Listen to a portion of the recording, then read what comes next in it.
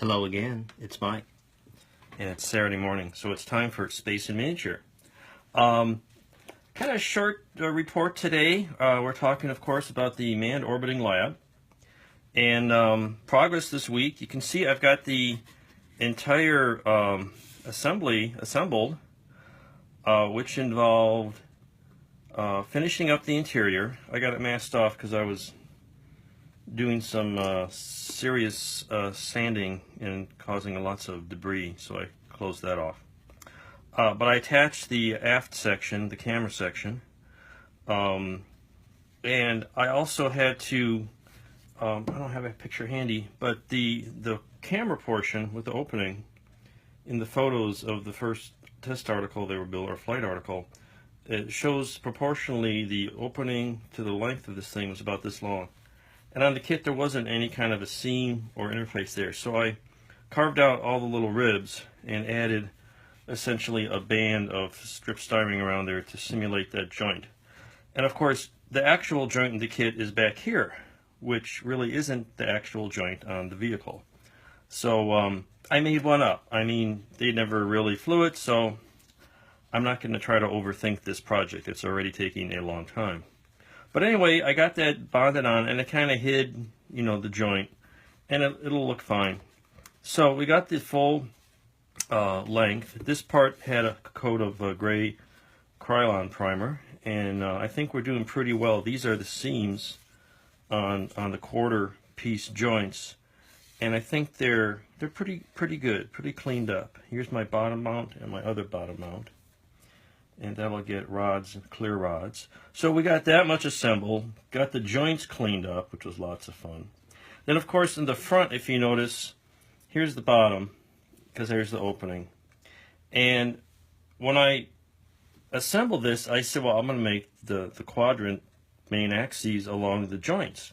Well, the kit wasn't that way. You can see here's the thruster quadrants, and they're supposed to be aligned on those major axes, and of course they weren't aligned. Here are the actual joints there. So I had to cut it off here, glue it back on after rotating it the appropriate amount. So now we've got the thruster quadrants aligned on the major axes. So that's been fixed. And now I'm starting to add the additional detail. You can see in these photos, here's a photo of a wind tunnel model. Here's the bottom, here's the quad, and this is the bottom, and the in fact his hand is on what is the camera door. You can just barely see a joint there. And these fairings are for what they call tracking cameras. And I believe the fairings, I saw an illustration where there's like a door or a hatch on the bottom of these fairings. I don't know what this bottom fairing is for. I can't find any documentation of that. But you see a smooth area and a round feature. And there's another photo, they built a full-scale mock-up, and that round feature is indeed a hatch. It was an EVA hatch as an alternate way to get from the Gemini capsule into the lab. Additionally, it was, at one point, a hatch to deploy a film capsule to take film down unmanned, like the KH-11, or was it KH-10, the Big Bird satellite, the film pods. Anyway, so I added that feature. Here you can see they've retained the ribbing on the wind tunnel model. It's smooth. There's another photo I found that shows it's smooth, but this is the mock-up. So, you know, who the heck knows? I got to add some little hinges which show up on both pictures. But again, here are these fairings. So that's not included with the kit.